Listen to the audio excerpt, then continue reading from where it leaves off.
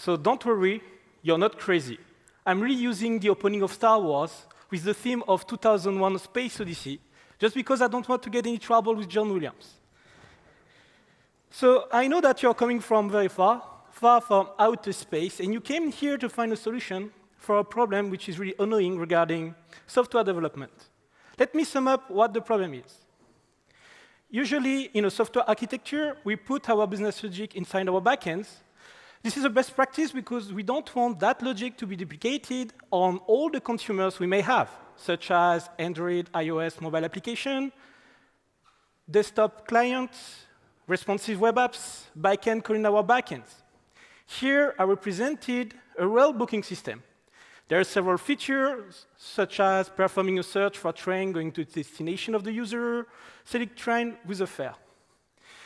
And because we don't put our users in front of our backend, since they don't know how to speak JSON, right, we also develop frontends, in which you can find as well the features. And they're on each side of the network, right? And to develop those features, we have used usually the English natural language to express all the subtlety and the richness of the domain business. But the thing is, to make sure that those guys can communicate with each other, we put something in between, which is called REST. And REST only has 4 words of vocabulary: create, read, update, delete.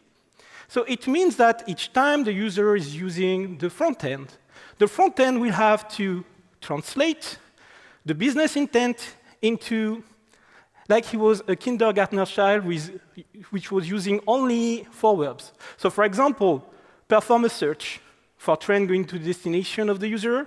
It will be converted to create a search resource. And on the other end, the backend will have to translate it back into perform a search for train going to the destination of the user. Another example, select a train with fare. That time, we'll map it on an update of the sub-resource selection inside the search. And this is totally arbitrary because we could have done something else, like create a selection resource, right? So here we can ask ourselves, we are not a bit mad to do such things. Because the user wants to search for train going to his destination. He never asks you to create a search resource, right? But your backend, which is responsible for the business logic, this is exactly what it exposes as a web API.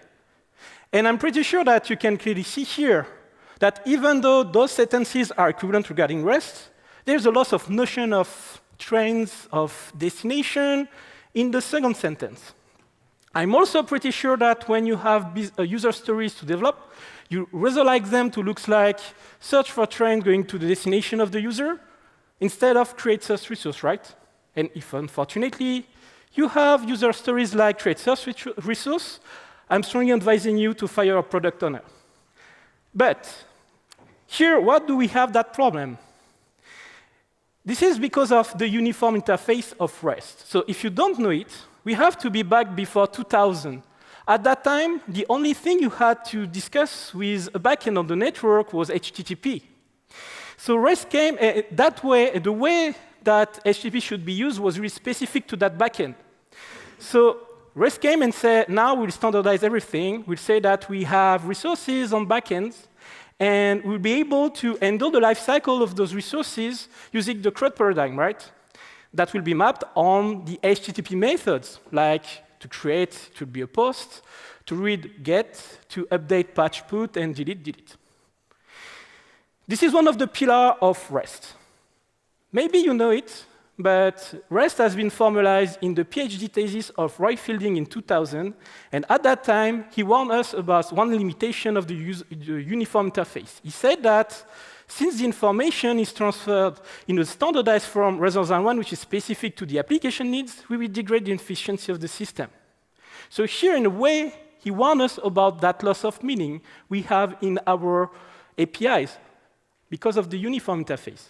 So if you need a more colorful example of that, let's say that here, the astronaut is your business logic, and in the back, this is the uniform interface of REST, the black hole. So when your business logic goes through your API, all the business intent is engulfed by that black hole, and we only create CRUD APIs, right? And everything in developer's life is CRUD. Let me introduce myself. I'm Julien Topçu. I'm a technical coach at Shodo, which is a French consultancy company. And at Shodo, we created a startup which has people to travel from the Earth to the Moon. Yes, because we didn't know what to invent to get European fund for innovation, you know. So that's a joke. In fact, that startup doesn't exist, but this is a little domain I have implemented for you to demonstrate a technique that will help you to bring back the business intent inside your API. OK, so it's not there. It's there. Sorry, here. So you will see that it really looks like a rail booking system because, by the way, I worked at Expedia, and this is where I have implemented such things. So this is a basic search form. You can say if you want to do a one-way or a round trip. So the startup is named Columbia Express. Here you can say, I want to depart from the JFK Space Center, and then I want to go on Mare Cognitum on the Moon. By hitting search, I have now all the possible outbound space trains matching my criteria. For each of them, there is here some fares in red, and I will select the first class fare of the first outbound. By doing that, it has changed the panel on the right, which represents my selection. And for now, you can see that I cannot hit the book button because my selection is not yet complete, right? By selecting the outbound train, it has also changed the other part of the UI. Here you have the outbound space train, which is compatible with my selection. That's why I have only 2 of them. I will select now one fare, and my selection is complete. So I can book, right? And my trip is ready. You can see here that with Columbia Express, you are able to do round trip to the Moon for only 700 euros. So let's say we won't last long, and we'll never become a unicorn. But that's another story. So here, this is the domain we will explore today, on which I said I have applied that technique that helps you to bring back the business intent inside your API.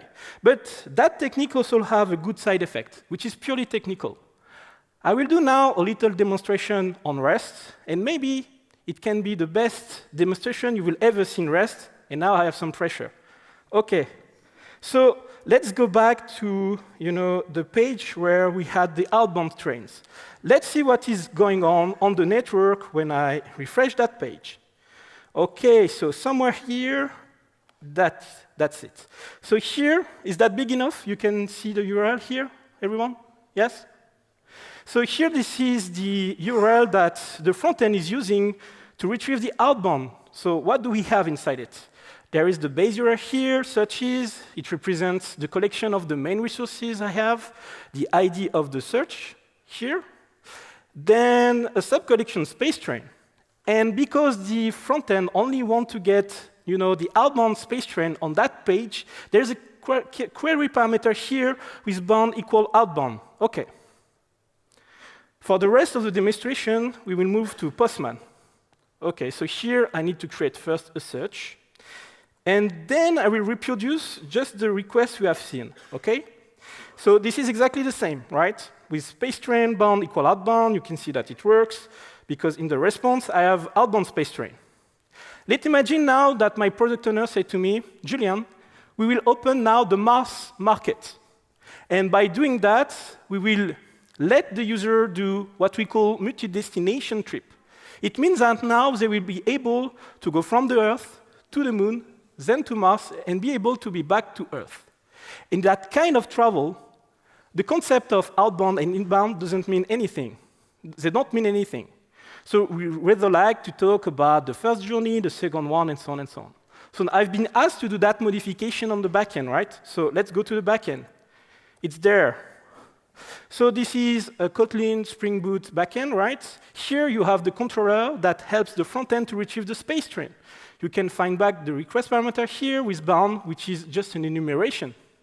So because of that modification, the new feature I have to implement, I will have to change here for something else, because bound doesn't make sense now. So let's say we will have journey index, and it will be now an integer.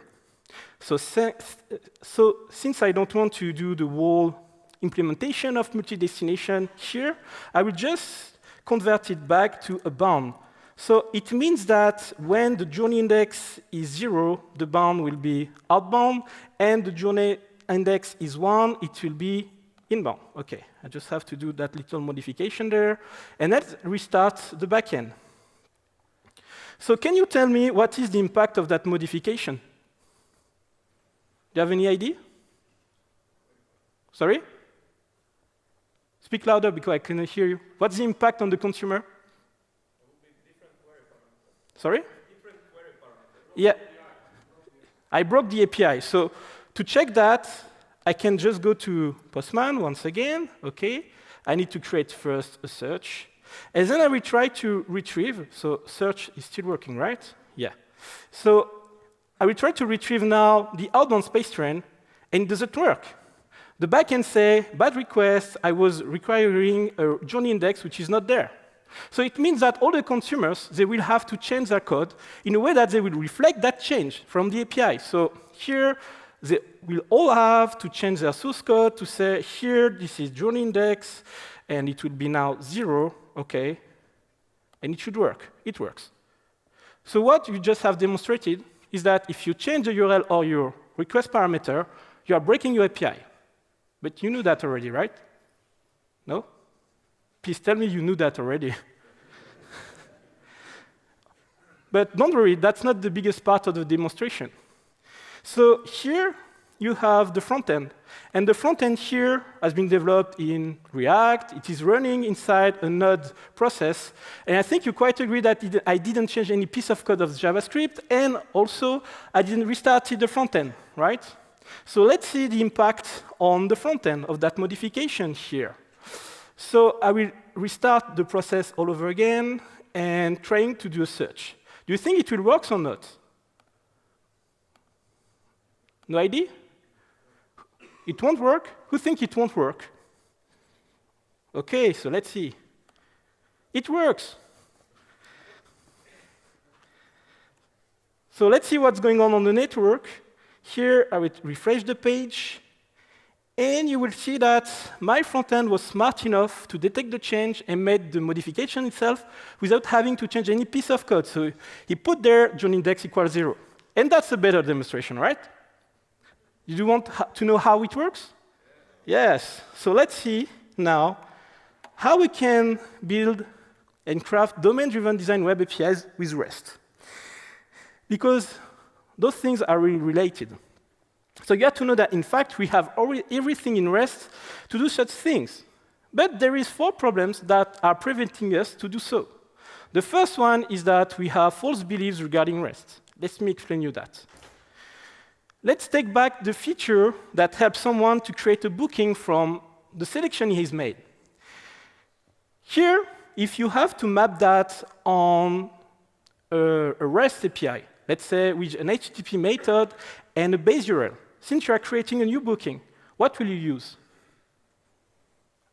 For the HTTP method? Say it louder, otherwise I cannot hear you. Post, yeah, because we are creating a resource. And for the base URL? Any guess? No? You're shy today, right? Yeah, bookings. So some people are doing that because here we have the name of the collection of our main resource. So we are creating a booking. Great. Let's imagine now we have another feature that is coming, which helps us to rebook something that was already booked at another date. Because, for example, you know that your train is departing every Friday at the same time, and you don't want to give back all the search criteria. You just want to say, I know that this is the train I want, but in 2 weeks, for example. So it creates a booking from an existing one. It doesn't change the existing booking, right? Just a new booking with another date. If you have to map that on REST, what will you use as well? Patch, no, because you will have to modify something. It's a new booking. Sorry? Put as well as modification. It's an update. So, post. And which base URL? Bookings. And maybe you can see the smell here. Because, so we have on the same endpoint 2 use cases.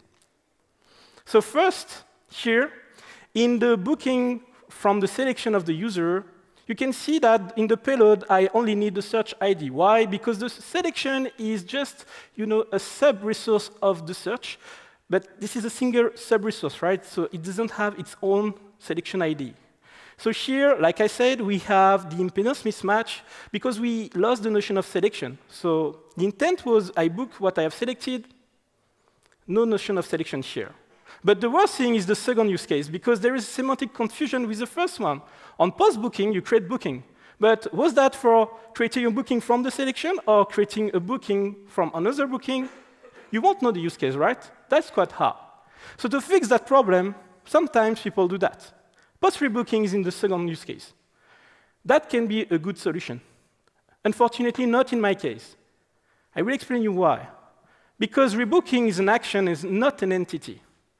What does it mean? For the business expert, you have two ways to create a booking. But once it has been created, it is exactly the same thing. It has exactly the same life cycle, and we don't care about how it has been created. So two ways to create, and then this is exactly the same thing. If you said you have rebookings resource and bookings resource, it looks like they are different, which is not the case. And the reason why you choose that, maybe, was due to the fact that you are using REST. And REST must not lead the design of your business domain. Because if you would have used something else, like a message broker, you wouldn't have that problem. Furthermore, here, rebooking is pseudo-functional. So it may bring a lot of confusion between you and the domain expert, because you will talk about bookings and rebookings in a way that they are different, and OK, so nobody will understand, and you will create what we call accidental complexity. So how do we fix that problem? I'm just, say that maybe we can just align with what the user is doing. So currently, the user is on the booking he wants to rebook. So let's go to that, bookings and the ID of the booking. And here, I'm adding a classifier. This is the name in REST, rebook. And I'm pretty sure that now, in less than a second, you all know what's the intent of that URL, right? Quite easy to know. And still, I am in REST. I still have to comply with a uniform interface. So since here I have to create a new booking, it has to be a post. And once it has been created, we have a single way to retrieve all the bookings, so it doesn't change with the get bookings and the new ID of the booking. So here, we align with the business. We have two ways to create the booking from the search, from the selection and from the rebooking, and one way to, get them. But maybe that solution annoys some of you, right? Because you heard that we cannot use verbs in REST. Who heard that already? OK, some of you. You have to know that this is a false debate. I will explain you why. We are using that nomenclature, where we say a collection of the resource in plural, for searches, for example, the ID of the resource to get the resource, then the sub-resources, and so on and so on. This is not a norm. This is not a standard. It will be quite hard for you to find from where it came. And by the way, this is not something that has been theorized inside the PhD thesis of Roy Fielding. If you take a look at what he has written, all the URLs are opaque. He put some constraints on the URLs. He said that it has to uniquely identify the run representation of your resource. It has to last long, and so on and so on. It has to be cacheable, and so on. But nothing about how to create, in fact, your URLs. The only thing you can't do, in fact, is to use verbs which are at odds with the HTTP method. For example, getCreate. GetCreate is confusing, right? Because get is supposed to only retrieve a resource. If you have a URL with create, what's the expected behavior of that URL? This is the only thing you can't do. And if you take a look at the specification of REST, it goes even further. Because they say that at no time the client or the server needs to know or understand the meaning of a URI, which is quite weird, right? Because each time we create a client, or maybe we develop the front end, we know how to build the URL, right? We say something like, OK, searches, I'm appending the ID of the search. I will retrieve my particular search. I can concatenate /spacetrain, and so on and so on. But here they say you should not do that. And you know why? Because if your front end and your consumers doesn't know how to build the URLs, they won't be impacted if you change the URL, right? And you know why? Any guess? Because if they don't know how to build the URL, they won't be able to call the backend. No one gets it. No. So in fact, you have to know that this is one of the magic tricks of the demonstration I did at the beginning.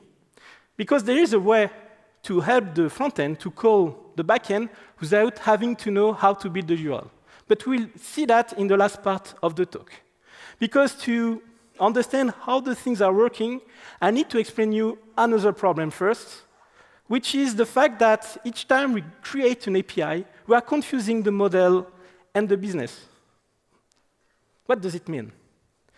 The business is exactly what the user is doing. For example, she's currently on the outbound space train page. She would like to select one of them, and she would like to select on the outbound space train she wants a fare. So she just has to click on the fare of the outbound she wants, right? That's the business. On the other end, you have the backend, the model. This is how you have solved the problem here, okay? So I have a class, which is search. Inside it, I have a list of available space trains, which can be both outbound or inbound. There is also another class, which is selection, in which you have a list of the space train number that has been selected. But this is just one way to solve the problem, right? I could have done something else.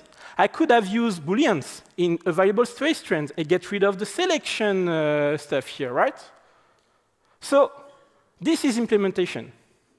But the problem is that each time we create an API, we just take that implementation and we expose it as it on REST. So we expose the structure and say, OK, this is the API. So if you need to change your code structure, what happens with your API? You will do mad stuff. You will do API versioning and so on and so on. That's a nightmare. So the reason here is that you expose, in fact, your implementation to your user instead of, the business intent. Because once again, user wants to select a fare on a train. He never asks you to update the selection sub-resource inside the search. But this is exactly what the API does with that kind of thing, because patch is an update. And if you are doing such things, and maybe your domain is complex, maybe you don't have any UX researcher, in the worst case, you can create really bad user experience. Because, you will drive all the experience through the way the API has been designed, and you will have something like in a booking, rail booking system, something like, hey, user, update your sub-resource selection. What does it mean? But don't worry, it doesn't happen much. In the best case, this is what we have. A beautiful front-end and an ugly back-end. Why? Because the front-end still have to comply with the business intent, right? He has to display the right way, the outbounds, and let the user to select the fare she wants. But on the other hand, you have the back-end which say, OK, ugly CRUD API. So the front-end has to do an adaptation, a translation to update a sub-resource selection, and so on and so on. So it means that all your consumers will have to do such things as well. And you put here extra work on your consumers. So this is what I'm calling accidental complexity of adaptation, because we are exposing our model, our implementation to our consumers, instead of the behaviors. So the solution can be quite easy to say, because in fact, we can just say that adaptation we are doing in the front end and all the other consumers, let's take it and push that in the backend in a way that it has been encapsulated in the backend, and we just expose these behaviors. But there is a problem with encapsulation with REST. I really like that meme, You all know Windows, I think. So usually you use the task manager to kill a process which is not responding, and here Obi-Wan says you were supposed to destroy them, not to join them, because the task manager is not responding. So do you know what is encapsulation? Who doesn't know what is encapsulation? I will explain that. OK.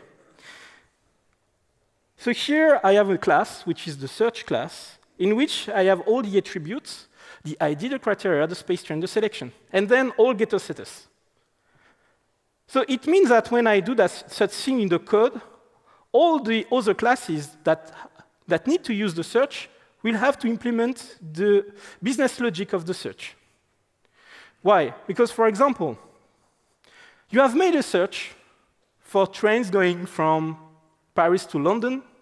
So it means that your criteria say you go from Paris to London, and all the trains goes from Paris to London.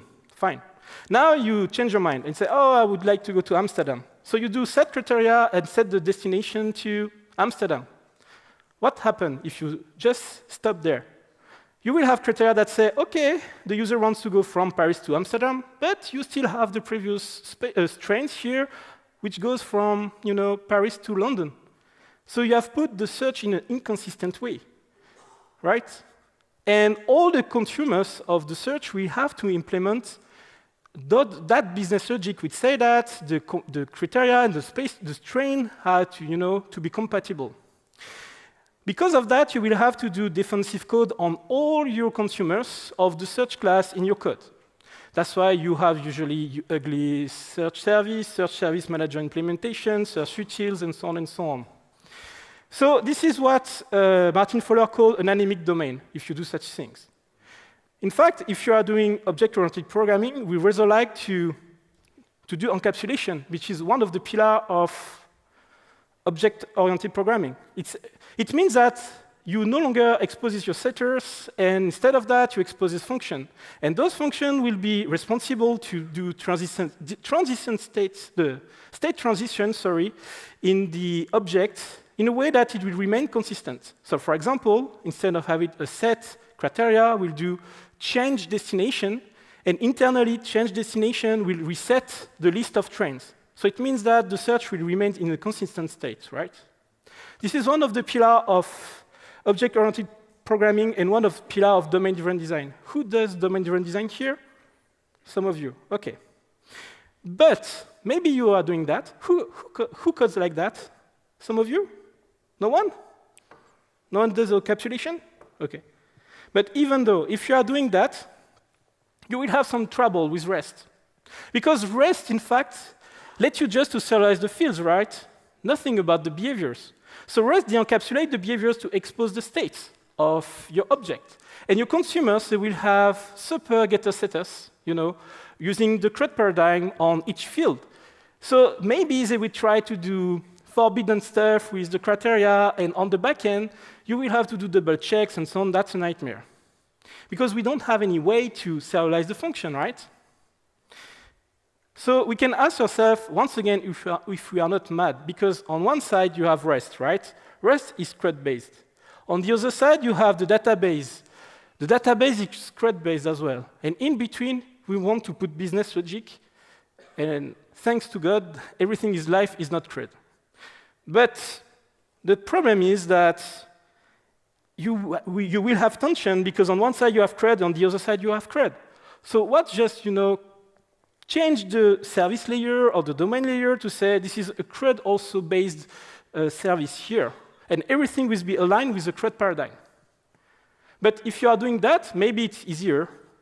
But it means that we no longer need backend, because you can use only something like Postgres REST, which exposes the REST APIs from your table, your database table.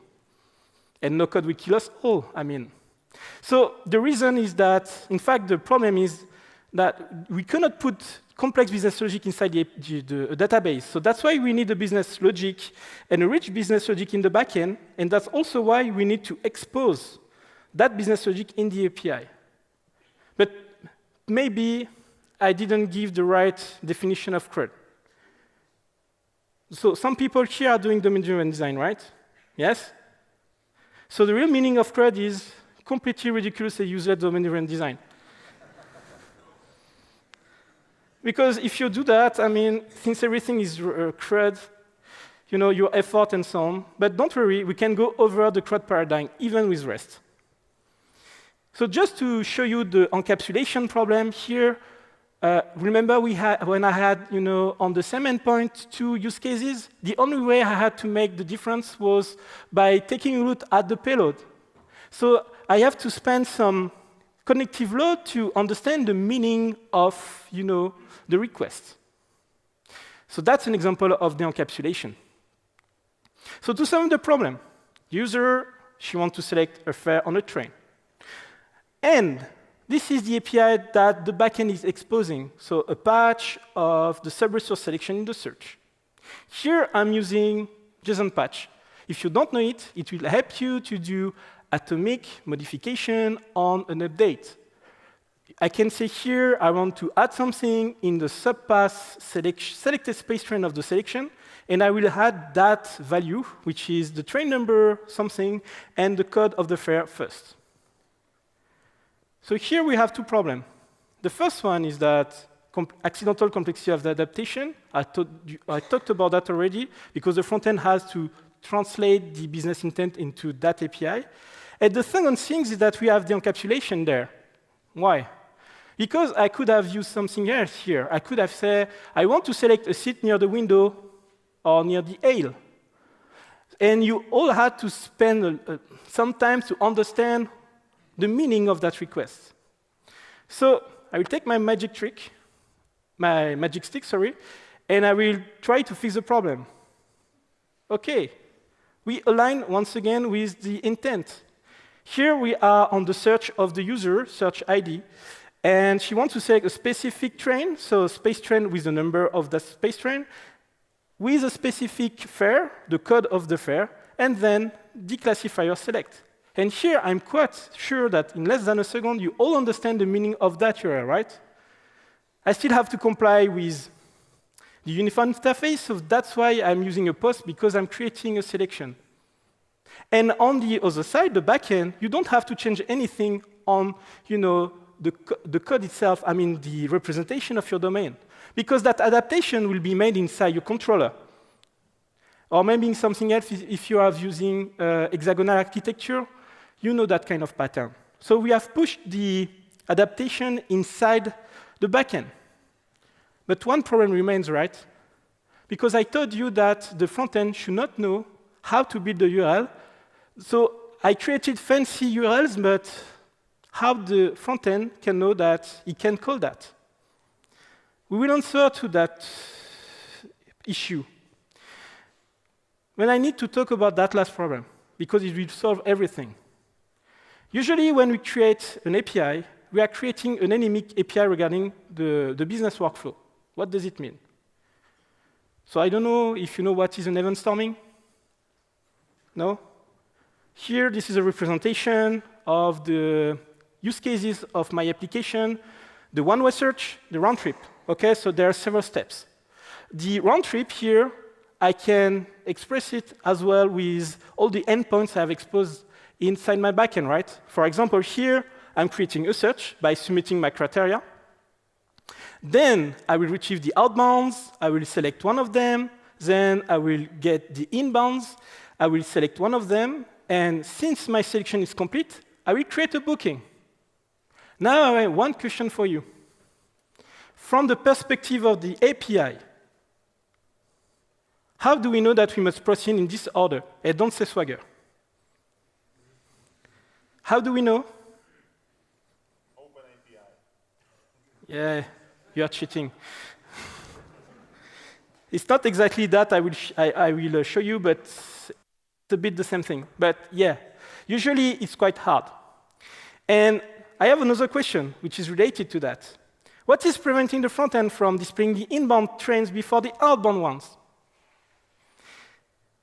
Trying to retrieve the inbound trains for a one-way trip or calling the booking creation endpoint, although the selection is not yet complete. In fact, nothing, because the front end knows how to build the URLs. And also, the thing is that, in fact, only the front end is implementing the business workflow. If you think about it, your backends only exposes steps of workflow in your controllers, and that's all. So it means that all your consumers, they will have to implement the business workflow. But business workflow is business, right? So if we say that it should be in the backend, what it has been disseminated everywhere like that. There is also one other example of that problem. In the front end, if I want to display the booking button, I will do something like that. Am I in a search round trip? OK. Is the outbound selected and the inbound selected? Yes. OK, so I can display the booking button. But that's business logic, right? Because if I have to implement now the multi-destination, it has to change. So it means that there's a lot of business logic which is linking the consumers. So because we don't expose the workflow of our backends, so now we need to find a way to encapsulate the workflow inside the API itself. How we can do that? Maybe you heard about the Richardson maturity model? Yes? No? OK, so this is a classification of REST APIs. The level 0 is you are not REST. Level 1, you have resources. Level 2, you are handling the lifecycle of your resources using the HTTP verbs. And usually people stop there. But since the really beginning of REST, in the specification, there is another level, which is the hypermedia controls. And this is what will help us to fix the problem we have seen already. So what is the hypermedia? This has also another name, which is HATEOAS, which is a bit ugly name. But it means hypermedia as the engine of the application state. And I like engine of application state because it sounds like behavior. So what is HATEOAS? This is a linking system that allows you to expose the relationship between the domain object, discover the domain, and encapsulate the business workflow. And I will do a little demonstration of that now. So I will show you how the API has been built using here Postman. Okay? So I will create here a search. I have just a classic endpoint, with searches and post to create the search. Here, this is the payload for the request. I have one journey. I would like to go from that departure spaceport to that arrival spaceport. And this is the departure schedule. I will send that to the backend. So here, this is working. I have a 201 created. So what usually people do in that case? They serialize the search object entirely. And if you remember, in the search, I have the criteria, I have the space train, I have the selection, I have the ID. If you take a look at my payload, yes, you have the criteria, fine. But you won't see here the selection and the space train and so on. Instead of that, you have links. Each link has a functional name, like here selection, and there is a URL beside it. It means that if you want to get the selection, you just have to call that URL as it. You don't have to bother with the content of it. You just apply the uniform interface. So I do get on that, and I should get the selection. So here you can see that there is no space train selected yet. There is also a new link, self, that helps you to know on which resource you are. You can see here from the URL, this is the selection. It will help you also to implement refresh and so on. And there is some other links like search. It means that if I want to go back to the search here, I just have to get that link, do a get, and here I'm back to the search. So with the hypermedia, you are able to navigate between your concepts from the API itself without having to have additional documentation. But you can do fancier stuff. Because remember, what the front end has to do, he has to display first the outbound space train. So in the previous version, he has to know how build the request. So we need a query parameter, which was bound equal outbound. But here, that's even simpler. Here, you have just all outbounds, OK. And the front end just have to call that URL as it. So that's why here, if you change journey index to something else, the front end doesn't care. Because it has been serialized in the backend in the response, and the front end just have to use it as it. So let's do that. Let's get the outbound space train. You see that this is working. And you can also put some kind of nice encapsulation here, because, for example, on the first fare, there is a selection link here. It will help the front end to know how to select that specific fare. OK, so if I want to select that, I just have to get the URL. Here, I will do a post, not a get, because I just want to create a selection, right? So up.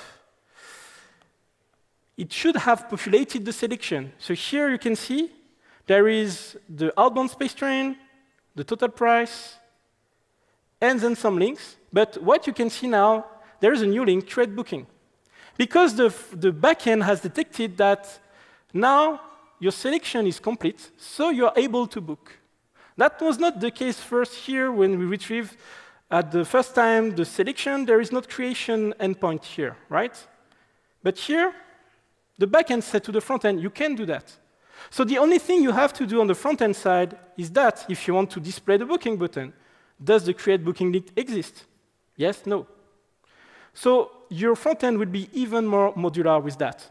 And it will also reduce the connective load for the front end developers to know all the little details of your API, because they don't need to bother with that, in fact. This is the backend job. OK. So now if I want to create a booking, I can just do post, because this is a creation, and the booking is created. Fine. So you see that with HATEOAS, we are able to drive entirely the workflow of the consumers. We can dig into a more complex workflow, the round-trip one. OK, so the round-trip is a bit the same thing, but you can see here in the criteria there is 2 journeys. And now, in the backend, the response, sorry, I will have another link which is all inbounds. So it's just there to show you the difference. Here there is journey index 0, journey index 1. OK, but that link didn't exist in a one-way trip. You can also notice there that we have here another request parameter, which is only selectable set to false, and I didn't have to explain you why. So you don't have to bother with it when you create the API. But I will show you why this is needed here.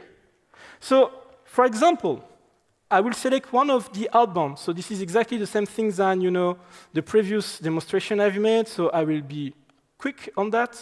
So let's select here an outbound. OK. So here I should be in the selection. This is the outbound I've selected. I forgot to tell you that, in fact, in the selection, there is no select link in the fare, because it doesn't make sense. Here, you can see that there is no link to create the booking, because, yes, we are in the round trip, so the selection is not yet complete. So the backend didn't serialize the creation of the booking as an endpoint. But you have a new link, which is inbound for current selection. Because, as I said before, we have only a few compatible inbound for the selection. That's why here you have only selectable set to true. And if you go to all inbounds, it means that it will display all the possible inbounds, whatever you have selected. You have only selectable set to false. So once again, the front-end developers don't have to bother with it. And it also means that on your side, you can change it if you want. It won't have any impact. And what is also really nice here is that if I try to force to select one of the outbound, inbound, which are not, that's not the right one, sorry. OK.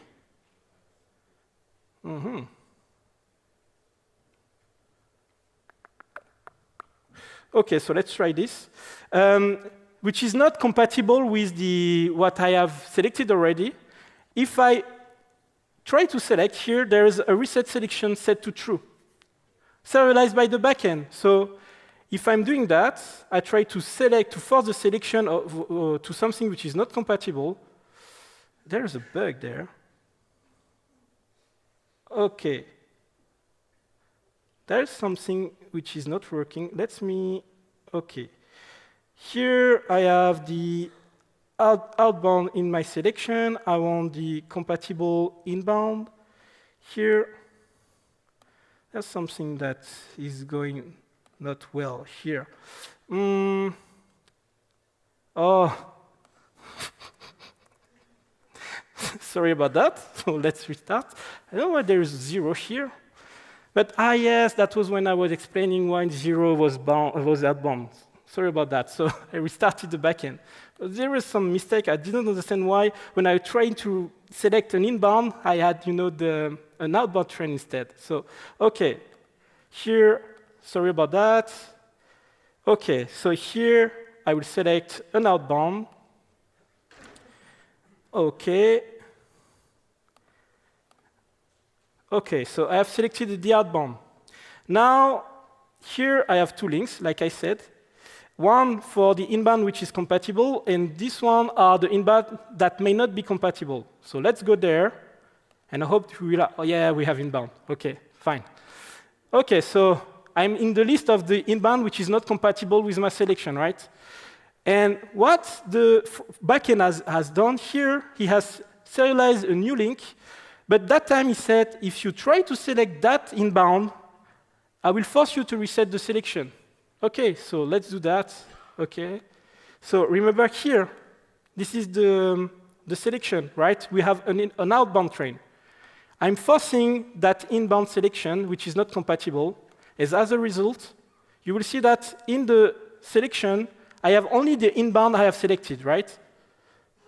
And I'm still cannot book, right, because my selection is not yet complete. And the backend detected that the outbound is missing, so he has here serialized a new link which says, OK, if you want an outbound which is compatible, go to that link.